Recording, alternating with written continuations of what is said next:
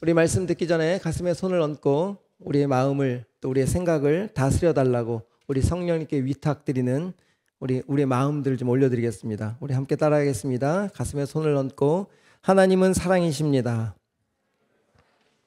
그 사랑 안에 내가 있습니다. 사랑받은 만큼 변화됩니다. 하나님은 말씀이십니다. 그 말씀 안에 능력이 있습니다. 말씀을 듣는 만큼 살아납니다. 내 마음을 주님께 엽니다. 아멘. 우리 성령님 도와주시기를 원합니다.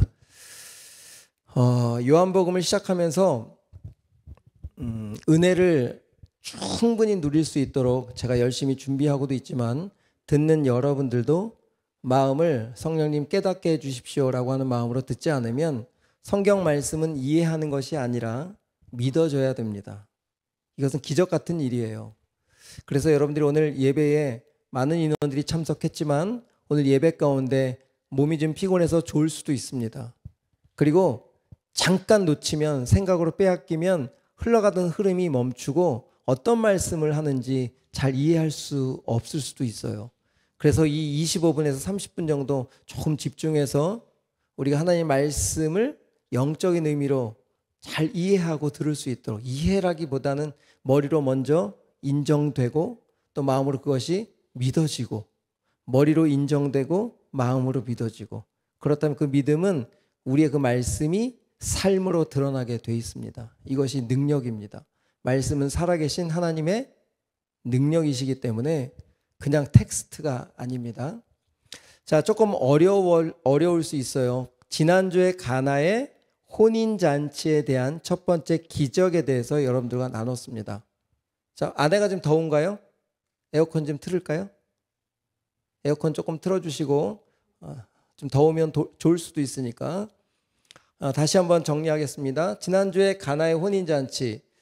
자, 요한복음은 다른 공관복음서와 다르게 많은 기적들 중에 딱 7개만 선별해서 기록해 놓았습니다. 그리고 기적이라는 단어를 사용 안 하고 표적이라는 단어를 사용했어요. 그래서 표적이라는 단어는 헬라어로 세메이온이라는 단어입니다. 자, 기억하세요. 따라해 볼까요? 시작. 세메이온. 시작. 예, 세메이온, 이것은 표지판이란 뜻입니다.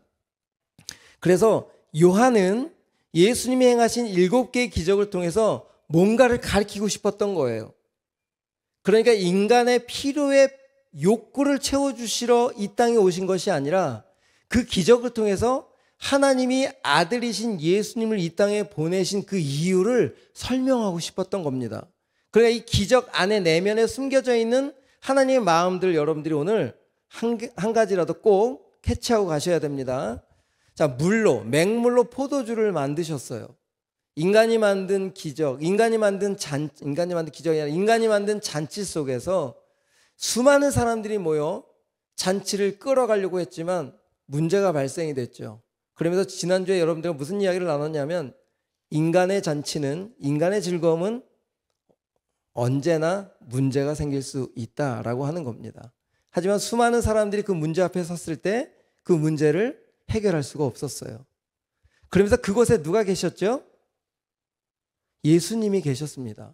그리고 예수님은 물로 포도주를 만드심으로 그 잔치가 이어질 수 있도록 우리에게 기적을 베풀어 주셨습니다. 이것이 혼인잔치에 나타난 일들이죠. 그런데 오늘은 이 혼인잔치 속에서 예수님이 물을 가지고 포도주로 만드신 이 기적 안에 하나님의 의도, 하나님의 의미, 하나님의 비밀이 무엇인지를 좀 캐치해 보았으면 좋겠습니다. 이 혼인잔치 하면 이사야 25장에 예수님이 오시기 500년 전입니다. 이 기적잔치가 일어나기 530년 전에 미리 하나님이 말씀해 놓으셨던 잔치였어요. 지금 듣고 계시죠? 이 잔치가 언제 미리 예언됐었다고요? 예수님 오시기 500년 전에 이사야 선지자 통해서 이 기적적인 이 포도주로 행할 연애에 대해서 미리 예언해 놓으셨어요. 우리 한번 찾아가 보겠습니다. 이사야 25장 6절이에요. 만군의 여호와께서 이 산에서 만민을 위하여 기름진 것과 오래 저장하였던 포도주로 연회를 베푸실 것이다. 이사야 선지자는 이 6절을 딱 들었을 때 이게 무슨 말이지? 하나님께서 모든 사람을 위해서 포도주로 잔치를 베푸신대 라고 하는 하나님의 음성을 들은 거예요. 그리고 7절을 가보니까 그 연회에 대해서 설명을 하고 있습니다. 또 이 산에서 그 잔치가 베풀어지는 그날에 무슨 일들이 벌어질 거냐면 모든 민족의 얼굴을 가린 가리개와 열방 위에 덮인 덮개를 제하실 것이다 라고 부가적인 설명을 해주는 거예요. 자, 다시 한번. 예수님이 500년 후에 오셔서 이 땅에 이루실 그 포도주 안에 연회를 일으키실 그 잔치에 대한 이야기를 500년 전에 이사야 선지자를 통해서 미리 말씀해 주셨다는 거예요. 그런데 그 500년 전에 하나님께서 예언해 주신 그 잔치는 어떤 잔치냐 하면 지금 우리가 7절을 읽은 것처럼 얼굴을 덮은, 지금 뭐라고 표현되어 있어요? 가리개. 이것을 세 번역으로 보면 모든 백성이 수의를 벗기신다. 모든 백성의 수의를 벗기신다. 수의는 뭐죠? 죽은 사람들이 입고 있는 옷, 죽은 사람들이 덮고 있는 것을 수의라 그래요. 그러면 여기에서 말한 얼굴을 가린 가리개와 덮인 덮개는 바로 그 수의를 의미하는 겁니다. 그러니까 이것은 종말에 일어날 부활에 대한 예언을 하고 있는 거예요. 잘 들으세요. 하나님이 어린 양으로 재림하실 때, 예수님을 통해서 이 땅에 재림하실 때 그때 공중에 혼인잔치가 벌어질 것을 미리 예언하신 거예요. 그 이야기를 우리 사도 바울은 이렇게 설명하고 있습니다. 고린도전서 15장, 여러분 이거 잘 들으셔야 돼요. 15장 51절부터 54절까지 천천히 한번 읽어보겠습니다. 보라, 내가 같이 읽어볼까요? 시작. 보라, 내가 너희에게 비밀을 말하노니 우리가 다 잠잘 것이 아니요 마지막 나팔이 순식간에 호련히 다 변화되리니. 여기 51절 잠깐만 띄워주세요. 지금 비밀이래요. 하나님의 비밀. 비밀이 뭐라고요? 이사야 선지자에게 이야기했던 마지막 날에 수의가 벗겨지고 죽은 자들이 일어나는 그때에 하나님이 이루실 공중에 있는 혼인잔치를 좀 설명하고 있는 거예요. 사도 바울도 이렇게 설명해. 분명히 모든 사람이 순식간에 다 변화가 될 거야 라고 설명하면서 52절에 계속 읽어보겠습니다. 시작. 나팔 소리가 나매 죽은 자들이 썩지 아니할 것으로 다시 살아나고. 먼저 뭐가 바뀐다고요? 죽은 사람들이 모두 예수님의 재림 때 다 일어나게 되는데 썩은 몸이 아니라 새 몸을 입고 일어난다는 거예요. 두 번째, 우리도 변화되리라. 그러니까 예수님의 재림 때 살았던 사람들, 숨을 쉬고 있던 사람들도 우리의 몸이 아닌 새로운 몸으로 변화될 것입니다 라고 53절 시작. 이 썩을 것이 반드시 썩지 아니할 것을 입겠고 이 죽을 것이 죽지 아니함을 입으리로다. 53절 잠깐 띄워주세요. 입는다는 것은 벗겨져야 입을 수 있어요. 그러니까 우리의 옛 몸은 없어지고 새로운 몸, 그 새 몸을 누가 보여주셨죠? 예수님이 죽으시고 부활하신 후 40여일을 이 땅에 많은 이들에게 500여 성도들에게 보이셨어요. 그 증인들이 예수님의 부활을 보시고 그 부활의 몸을 증언하는 사도행전이나 마지막 누가복음이나 끄트머리 요한복음에 보면 부활하신 몸을 나타내 보이셨는데 문이 닫힌 집 안으로도 들어오시고 문이 다 닫혀 있는데도 벽을 쓱 뚫고 들어오시고 또 공간 이동도 하시고 시간도 이동하시는 그런 몸을 40일 동안 보여주셨어요. 그 몸을 누가 입게 된다는 거예요? 예수님이 재림 때 모든 사람이 입게 된다는 거예요. 그러니까 여러분들도 그 몸을 입을까요? 안 입을까요? 대답 좀 해볼까요? 여기 사람이 아니면 못 입어요. 사람이 아닌 동물들은 그 몸을 입을 수가 없어요. 오직 사람만. 사람에게만 주신 혜택입니다. 그럼 우리 모두는 지금 먼저 돌아가신 저희 아버님도 먼저 돌아가셨지만 먼저 모든 죽은 사람들도 다시 일어날까요? 안 일어날까요? 말씀을 분명히 믿는다면 일어납니다. 그리고 일어날 때 분명히 하나님이 주시는 새 몸을 입는다는 거예요. 근데 그게 썩지 아니할 몸이라는 거예요. 그런데 중요한 것은 이렇게 썩지 아니할 것을 입겠고 이 죽을 것이 죽지 아니함을 입으리로다. 영원히 산다는 거예요. 그렇다면 이것이 예수님이 와서 뭐라고 말씀하셨냐면 요한복음 5장, 내가 한 번 더 나중에 설명하겠지만 요한복음 5장으로 가보겠습니다. 잘 따라오고 있죠? 5장 우리 한번 띄워주실까요? 시작. 이를 놀랍게 여기지 말라. 무덤 속에 있는 자가 다 그의 음성을 들을 때가 오나니. 이게 설명하고 있는 거죠. 아까 이사야 25장에 예언하신 마지막 종말 때에 하나님의 아들 예수님께서 이 땅에 오셔서 맑은 포도주로 연회를 여실 그때를 얘기하는 거예요. 모든 사람들이 이름을 부를 거예요. 그럴 때 모든 사람들이 고린도전서 15장에 말씀하신 것처럼 다 일어날 건데 다 들을 때가 오는데 그 다음 절 선한 일을 행한 자는 무슨 부활로 일어난다는 거예요? 생명의 부활로. 꼭 기억하세요. 요한복음 5장 29절입니다. 여러분들 이 말씀이 여러분들에게 어떤 부활로 일어날지를 결정해 주는 거예요. 첫 번째, 선한 일을 행한 자. 여기 선이라는 단어는 토부라고 해서 하나님이 보시기에 좋았더라 라고는 하나님의 말씀대로 산 사람을 얘기해요. 그러니까 하나님이 보내신 바로 예수님이 우리를 위해 이 땅에 오신 그리스도셔 라고 고백한 사람들, 그렇게 믿음으로 고백하고 믿음을 지킨 사람들은 무슨 부활로 일어난다는 거예요? 생명의 부활로. 자, 그렇다면 여러분 중에 지금 예수님을 믿음으로 예수님이 나의 구세주고 죄인된 나를 위해서 십자가에 죽어주셨음을 믿었던 사람들이면 생명의 부활로 일어날 것입니다.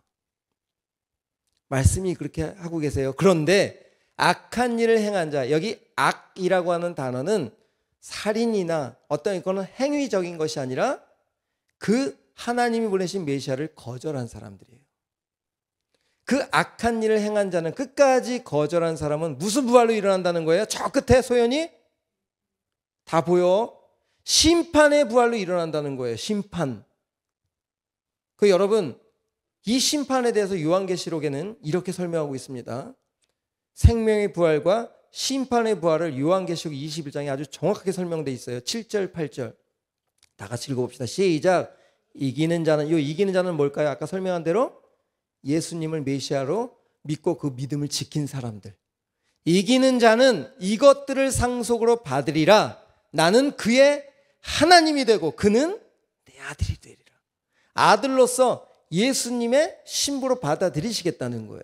그런데 그 다음 절 7, 8절에 그러나, 이게 아주 의미심장하죠. 그러나 앞에 그렇게 이기는 자가 있고 그러나, 그렇다면 뒤에 사람들이 있을 수 있다는 거죠. 뒤에 여러분의 소속되면 안 됩니다. 이 진짜 8절에 여러분이 소속되면 큰일 나는 거예요. 자, 같이 읽어봅시다. 그러나 두려워하는 자들과 믿지 아니하는 자들과 흉악한 자들과 살인자들과 음행하는 자들과 점술가들과 우상숭배자들과 거짓말하는 모든 자들은 불과 유황으로 타는 못에 던져지리니 이것이 둘째 사망이라. 그러니까 불못에 던져지는데 썩지 않은 영원히 사는 몸을 가지고 심판의 부활로 그곳에 가게 되는 거예요. 이게 말세에 일어날 하나님이 계시한 비밀들입니다. 이제 여러분들은 어디에 동참할 것 같아요? 혼인, 공중잔치? 아니면 둘째 사망? 그런데 여기에 8절에 우리가 생각하는 거짓말 한 번 하면 둘째 사망인가? 이렇게 생각하면 안 돼요.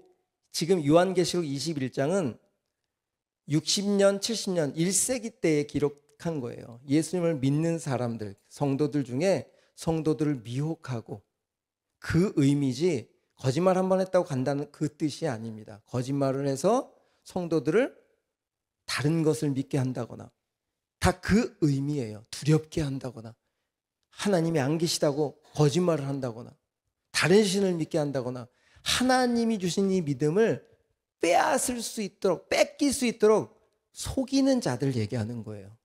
그렇다면 한마디로 적그리스도라고 해서 이 시대에 자기가 재림주라고 하는, 우리나라에 46명이나 있어요. 재림주가.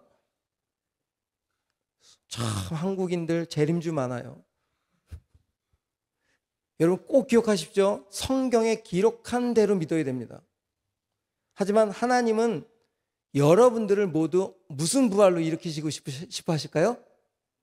생명의 부활로. 여러분들은 영원한 신부로, 그 포도주, 맑은 포도주로 공중에서 일으킬 그 놀라운 잔치 가운데, 어린 양의 혼인 잔치 가운데 여러분들 다 신부로, 여기서 뭐 남자는 신부가 되고 여자, 이게 아니에요. 우린 모두 하나님의 자녀들로 모두 예수 그리스도의 신부가 될 거거든요. 그렇게 우리를 초청하시는 거예요. 그게 이사야 몇 장에 기록되어 있다고요? 아까 25장 6절부터 7절 8절에 짧게 제가 여러분들에게 설명한 거예요. 그렇다면 500년 전에 이 혼인잔치에 대한 예언을 하면서 예수님이 그 일을 이루러 이 땅에 오셨잖아요. 그렇죠? 내가 바로 그 메시아야. 구약에서부터 그렇게 너희들이 바라던, 너희들의 죄를 구원할, 너희들이 영원한 이 생명의 부활로 동참해야 될 그 일을 내가 하러 이 땅에 왔어 하고 첫 번째 행한 것이 바로 가나의 혼인잔치에 가서 인간의 잔치가 아닌 영원한 잔치 가운데 내가 너희들을 이끌어 갈 거야 라고 하는 의미로 첫 번째 기적을 무슨 잔치로 일으켰다고요? 혼인잔치에 들리셨다는 거예요. 이해되시죠 이제? 이게 첫 번째 가나의 혼인잔치에 숨겨져 있는 영적인 비밀입니다. 그저 우리의 필요를 채우러 이 땅에 오신 것이 아니에요. 잔치를 조금 더 연장시키기 위해서 오신 분이 아니라는 거예요. 나를 조금 더 편안하게 이 땅에 오신 분이 아니라는 겁니다. 조금 더 우리 영적인 의미를 설명해 보겠습니다. 자, 이 본문에서 오늘 여러분의 주보, 오늘 본문 설명의 내용을 보면 가나의 혼인잔치 2 해놓고 슬러시하고 뒤에다 무슨 단어를 써놨어요? 내 때라고 쓰여 있죠. 요한복음 2장 4절에 예수께서 이르시되 여자여 나와 무슨 상관이 있나이까 내 때가 아직 이르지 아니하였나이다 라고 하면서 내 때라는 표현을 하셨어요. 그렇죠? 그럼 이 때는 언제일까요? 이 4절만 딱 들으면 자 집중하고 너무 감사해요. 4절만 딱 보면 좀 예수님이 들어주시겠다는 거예요? 안 들어주시겠다는 거예요? 약간 들어줄까 말까 아니라 안 들어주시겠다는 뉘앙스가 좀 더 크잖아요. 그 이유는 뭐라고요? 아직 내 때가 이르지 아니하였기 때문에 당신이 원하는 대로 지금 할 수 없을 것 같아요 라고 하는 의도가 들어가 있어요. 맞아요. 그런데 이런 의도가 한 군데 더 있습니다. 요한복음 7장으로 한번 가볼게요. 집중해서 4절부터 시작. 스스로 나타나기를 구하면서 묻혀서 일하는 사람이 없나니 이 일을 행하려 하거든 자신을 세상에 나타내소서 하니 이는 그 형제들까지도 예수를 믿지 아니함이로라. 여기 4절 5절은 어떤 상황이냐면 예수님의 친형제들이에요. 마리아를 통해서 실제로 요셉과 관계를 해서 예수님은 성령을 통해서 이 땅에 나온 장남이라면 그 다음부터는 요셉과 아내 마리아가 정식 결혼을 해서 낳은 형제들이 있을 거 아니에요. 근데 그 형제들이 와서 얘기하는 거예요. 당신이 정말 메시아라면 당신을 드러내라. 당신이 메시아인 걸 왜 나타내지 않느냐. 즉 능력을 나타내라. 예수님의 어머니가 물로 포도주로 만들어서 이 잔치가 지금 연장될 수 있도록 너가 메시아됨을 지금 나타내라 라고 하는 것처럼 이 형제들도 예수님이 답답했던 거예요. 당신이 진짜 메시아라면 지금 기적도 보여주고 뭔가 능력을 보여줘야 당신이 메시아로 믿고 따를 거 아닙니까? 그랬더니 그 다음에 6절에 예수님이 뭐라고 대답하시냐면 다 같이 읽겠습니다. 시작. 예수께서 이르시되 내 때는 아직 이르지 아니하였거니와 너희 때는 늘 준비되어 있느니라. 이게 무슨 말일까요? 여기서 또 예수님이 아니 형제들 동생들이 형 당신이 메시아인 거 그래 내가 엄마를 통해서 들었는데 진짜 모르겠어. 근데 당신이 뭔가 기적을 계속 나타내면 사람들이 당신을 메시아로 보지 않을까? 당신을 추종하지 않을까? 그 능력을 나타내라는 거예요. 그런데 예수님이 뭐라고 하시냐면 얘들아 동생들아 아직 내 때가 아니야. 너희 원하는 대로 내가 언제든지 어떤 일들을 들어줄 수 있어 하면서 8절에 무슨 말이냐면 너희는 명절에 먼저 올라가. 내 때가 아직 차지 못하였으니 나는 이 명절에 아직 올라가지 아니할 거야. 동생들이 지금 초막절을 얘기하고 있거든요. 초막절에 수많은 유대인들이 예루살렘 성전에 모였을 때 그때 형 올라가가지고 능력을 나타내라는 거야. 그러면 그 많은 사람들이 믿지 않을까? 근데 여기에 9절 내 때가 아직 8절에 내 때가 아직 차지 못했으니까 나는 명절에 안 올라갈 거야 해놓고 9절에 뭐라고 얘기하냐면 이 말씀을 하시고 갈릴리에 머물러 계시고 누구만 보낸 거예요 지금? 형제들만 갔다는 거예요. 그런데 10절 그 다음 절에 뭐라고 표현하냐면 그 형제들이 명절에 올라간 후에 형제들이 다 올라갔어요. 그런데 자기도 올라가시되 나타내지 않고 은밀히 가셨어. 그러면 포도주를 지금 내 때가 아니에요 어머니라고 해놓고 물로 포도주를 만든 것처럼 요때도 안 올라갈 거야 나 능력 안 나타낼 거야 라고 하면서 은근히 슬쩍 예수님이 올라가셨다. 여러분 이 의미를 좀 이해되세요? 이 의미는 어떤 의미냐면 많은 사람들이 예수님을 지위나 보여지는 거나 그분이 행하시는 능력을 통해서 메시아임을 드러내기를 원했던 거예요. 자, 집중 졸지 말고 우리도 예수님을 믿는 것이 우리가 하나님을 믿는다는 것이 내 삶에 좋은 점이 생기고 시험을 잘 보고 좋은 대학에 들어가고 좋은 신랑감을 얻고 뭔가 내 삶에 좋은 것들을 얻어내기 위한 기적을 위한 신앙으로 여러분들이 교회를 다닌다면 틀렸다는 거예요. 예수님이 진짜 오신 내 때는 뭘까요? 너희들이 물로 포도주도 바꿀 수 있어. 내가 명절에 올라가서 많은 사람들을 고칠 수도 있어. 하지만 그것은 언제든지 할 수 있는 거야. 그런데 진짜 내가 이 땅에 온 이유는 뭔 줄 알아? 너희들이 영원한 저 혼인잔치에 가게 하는 생명의 부활을 생명을 주기 위해서 내가 이 땅에 왔어 라고 하는 것을 지금 설명하고 있는 거예요. 너희들이 원하는 걸 주기 위해서 온 것이 아니라 하나님이 주고 싶어하는 것을 너희들에게 줘야 되기 때문에 내가 이 땅에 온 거야. 근데 그 길은 무슨 길? 포도주를 통해서 설명하는 거예요. 포도주가 어떻게 예수님의 보혈과 연결될까요? 예수님이 마지막 만찬에 이렇게 설명하고 있습니다. 우리 조금 마태복음 26장으로 한번 가볼게요. 마태복음 26장 쓰는 분들은 잘 써도 됩니다. 마태복음 26장에 이 포도주를 당신의 언약의 피라고 설명하고 있어요. 또 잔을 가지사 감사 기도하시고 그들에게 주시며 이르시되 너희가 다 이것을 마시라. 이것은 죄 사함을 얻게 하려고 많은 사람을 위하여 흘리는 바 나의 피 곧 언약의 피니라. 지금 예수님이 들고 있는 포도주는 똑같은 포도주였어요. 아시죠? 그게 예수님이 흘린 피를 담아놓은 것이 아니었잖아요. 평상시에 먹던 포도주를 들고 예수님이 말씀하시는 거예요. 너희들이 먹는 이 잔, 이것은 바로 나를 기념하기 위한 너희들의 예표로 보여주는 거야. 내가 너희들 영원한 생명을 주기 위해서 저 십자가에 메시아의 능력을 보여주는 능력의 메시아가 아니라 너희들 위하여 죽으러 온 메시아야. 너희들에게 영원한 생명을 주기 위해서 내가 죽어야만 너희들의 죄가 사함을 받고 너희는 살아날 수가 있어. 영원한 심판의 부활로 가지 않아.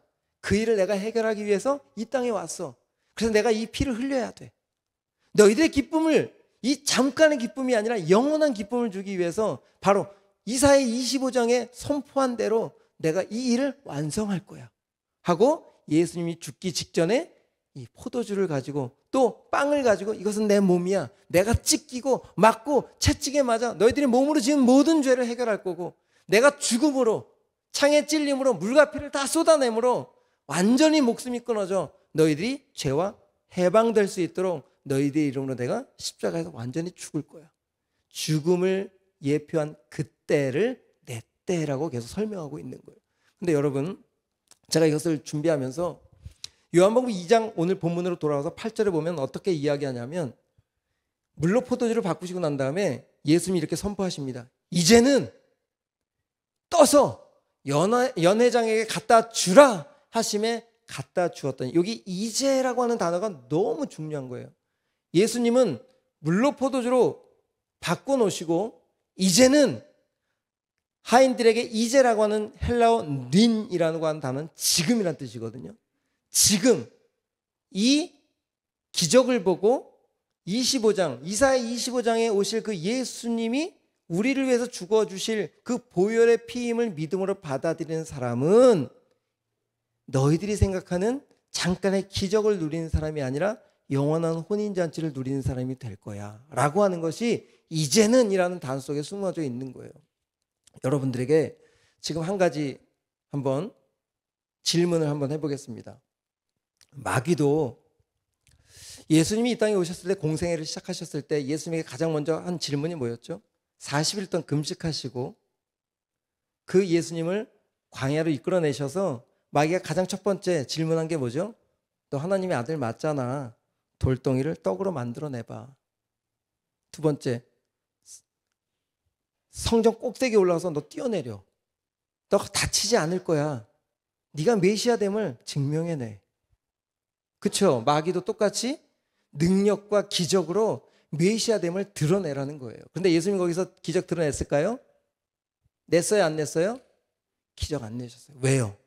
예수님이 이 땅에 오신 것은 저 우리의 필요한 조건을 채우기 위한 진의로 오신 분이 아니거든요. 여러분이 원하시는 대로 원하는 조건을 이루시기 위해서 오신 게 아니에요. 우리에게 배부름을 채우기 위해서 정말 배부른 신으로 이 땅에 오셨다면 그냥 오병이어이죠. 계속 지금까지 살아계시면서 물고기 2마리 가져오고 보리떡 5개 가져와. 내가 계속 풍성하게 먹여줄게. 딱 한 번 보여주셨죠. 뭐 칠병이어도 있었지만 이유가 있어서 보여준 것뿐입니다. 그 상황이 달랐기 때문에. 우리는 떡으로만 먹고 사는 존재가 아니라 하나님의 말씀으로 사는 존재인 거예요. 우리 인간은 이 땅에 잘 먹고 잘 살고 편리함을 누리기 위해서 이 땅에 보내진 존재가 아니라는 거예요. 그런데 우리가 예수님을 믿는 것, 교회를 나오는 것, 나의 어떤 좋은 조건을 향해, 나의 어떤 인생의 편안함을 위해 여러분들이 두드리고 있다면 이것은 일반 종교와도 똑같은 거예요. 비나이다, 비나이다. 여러분의 기도 제목이 한번 돌아보세요. 어떤지. 오늘 리더들에게 나의 지금 기도 제목이 매일 하나님 나를 위한 요구만 하고 있다면, 다 나를 위한 기도만 하고 있다면 아직 수준이 거기뿐이 안 된 사람들일 것이다. 그런데 열방을 위해서도 기도하고 옆에 있는 자들을 위해서 기도하고 옆에 사람들이 보이기 시작하고 교회를 위해서 기도하기 시작하고, 그게 내가 아닌 하나님의 뜻이 이 땅 가운데 일어날 수 있도록 기도하기 시작한 사람들은 이미 많은 시선이 열어진 사람이겠죠. 생명이 시작된 사람이겠죠. 그렇다고 나만을 위해서 기도하는 사람도 생명이 없다는 게 아닙니다. 그 생명은 그렇게 풍성해지는 거예요. 예수님이 이 땅에 수많은 사람들을 끌어안고 죽을 수 있으셨던 가장 풍성한 생명이셨기 때문에 그 생명이 우리 가운데 임할 수 있는 거죠. 또 예수님 십자가에서 올라갔을 때 군중들과 제사장들도 똑같이 이렇게 설명합니다. 우리 한번 찾아볼까요? 성경 구절에 마가복음 15장 31절 32절. 그와 같이 대제사장들도 서기관들과 함께 희롱하며 서로 말하되 그가 다른 사람은 구원하였을 때 자기는 구원할 수 없도다. 이스라엘 왕 그리스도가 지금 십자가에서 내려와 우리가 보고 믿게 할지어다. 지금 뭐라고 요구하는 거예요? 너 하나님의 아들이니까 십자가에서 뛰어내리라는 거예요. 너 충분히 그럴 수 있잖아. 여기서 또 기적을 보여달라는 거예요.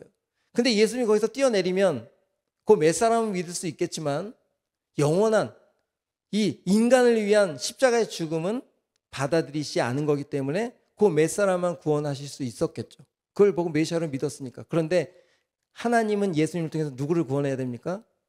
온 인류를 구원하셔야 됐어요. 그러니까 그 기적을 나타냈어야 돼요? 안 해야 돼요?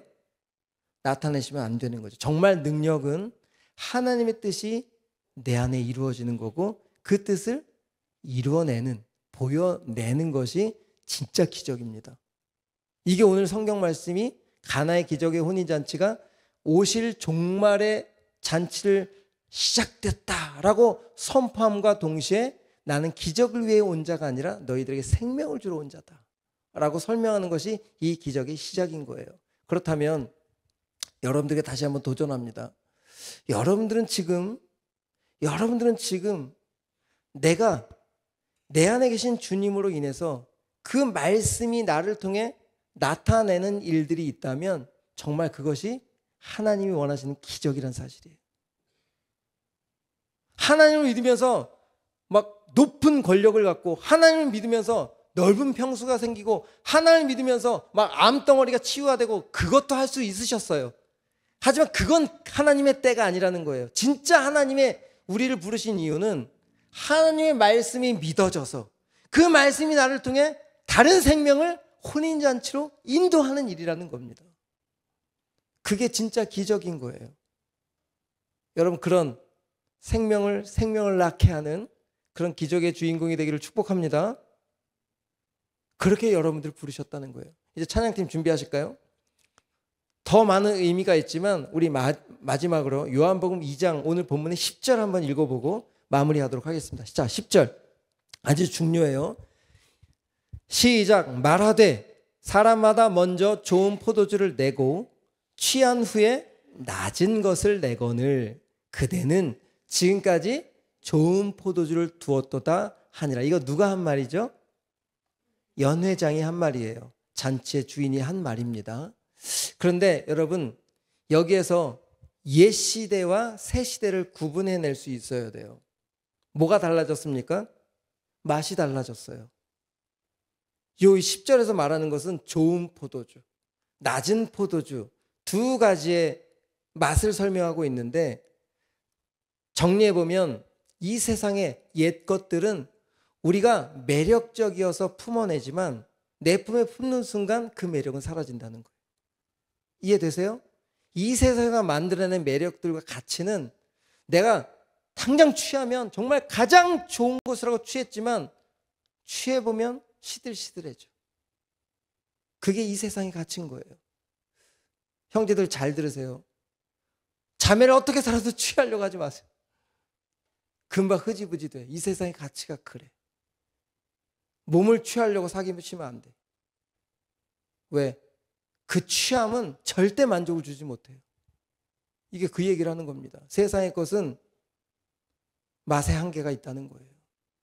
그런데 예수님이 주신 새로운 맛은 영원하다는 거예요. 이런 매력적인 것들 처음에 다 매력적이 보이지만 조금 지나면 다 시들시들 하잖아요. 다 알잖아요, 여러분. 알죠?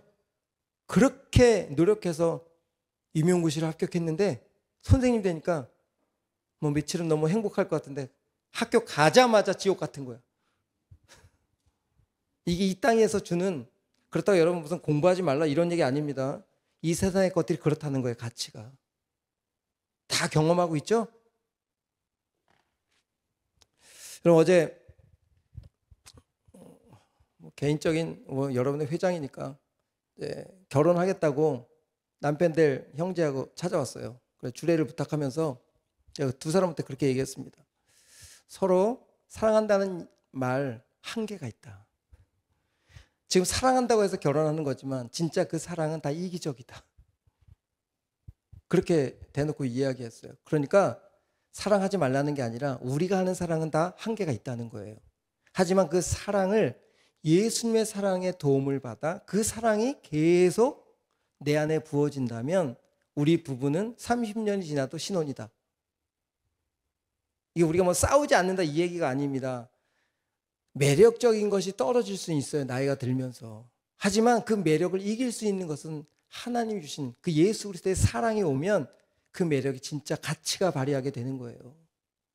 그래서 서로에게 그랬어요. 너희들 이 지금 시작이 정말 최고의 가치라고 보이지만 앞으로 이 가치는 언젠가 시들시들해질 때가 올 텐데 그것을 위해서 더 각자가 하나님 앞에 그 주님의 사랑을 받을 수 있어야 그 사랑이 영원히 오래 가게 될 것이다. 맞죠?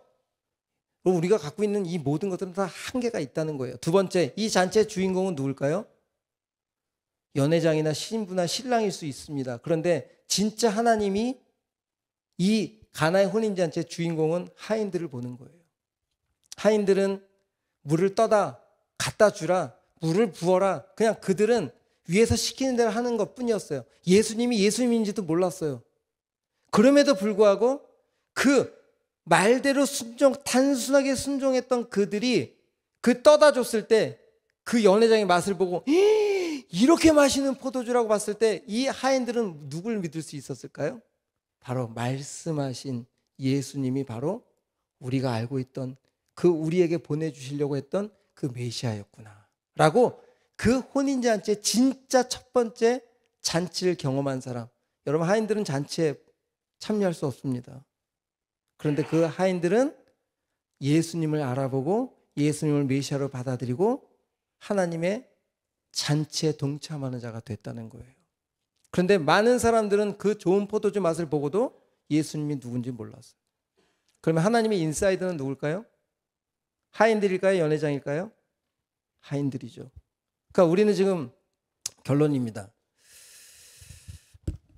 우리의 가치는 우리 안에 계신 주님으로 가치가 평가되는 거예요. 우리 안에 무엇이 있는지. 겉으로 그럴듯하게 보여지는 것은 가치가 그렇게 가지 않습니다.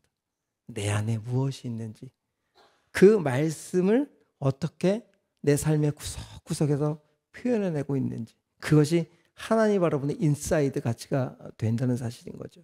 주님의 마음이 있는 곳에 우리 찬양하면서 하나님, 주님의 마음이 있는 곳에 나도 있게 하여 주옵소서 라고 하는 마음 찬양합시다.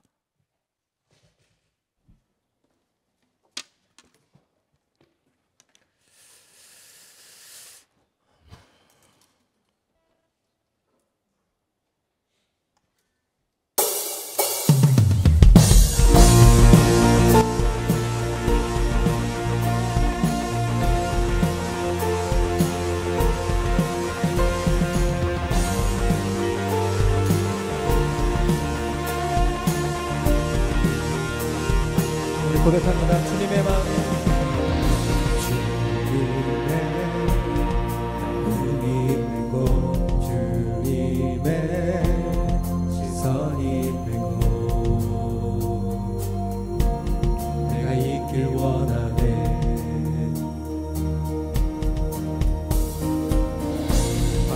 광야에 꽃을 피우시고 나에게 강물을 내시고 주의 놀라운 손길. 푸른 마르고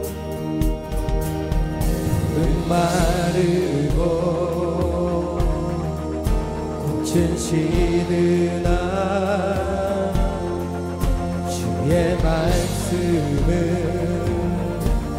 영원하네. 나의 마음, 나의 마음 주의 성전이 되어 영원한 주의 말씀을 향해 주의 마음 있는 곳으로 나의 삶 주의 말씀을 따라 이루신 주의 나라를 향해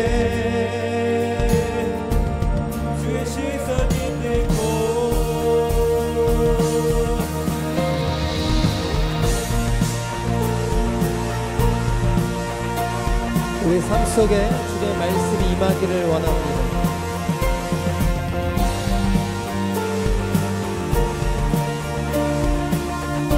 우리 다시 한번 처음부터 고백할까요? 주님의 마음이 있는 곳. 주님의 마음이 있는 곳, 주님의 시선이 있는 곳, 내가 있기 원하네.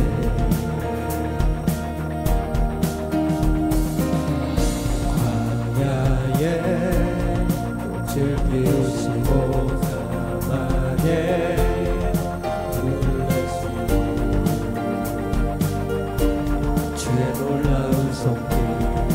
푸른 마르고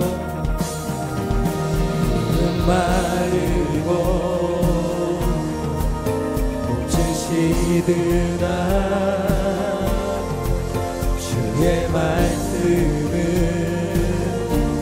영원히. 우리 한 번 더 전능하신 주, 전능하신 주, 거룩하신 주, 주님의 말씀 이루십니다.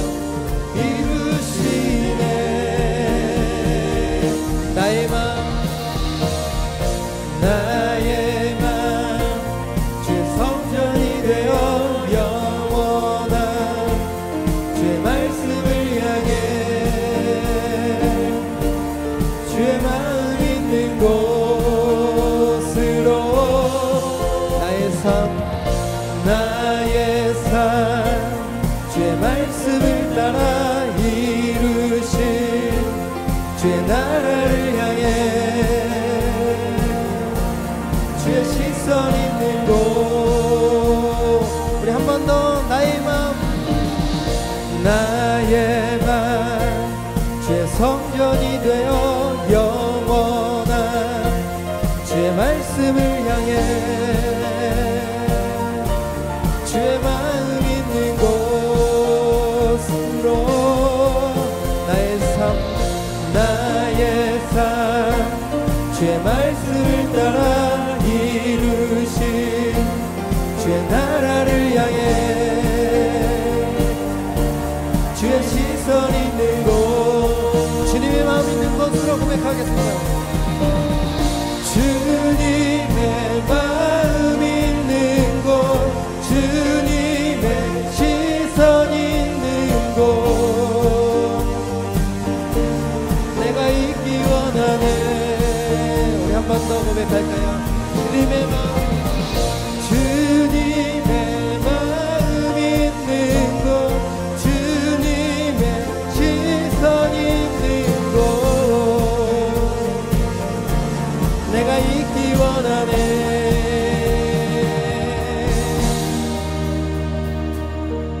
우리가 이렇게 고백한 대로 주님의 마음은 영원부터 지금까지 계속 있습니다.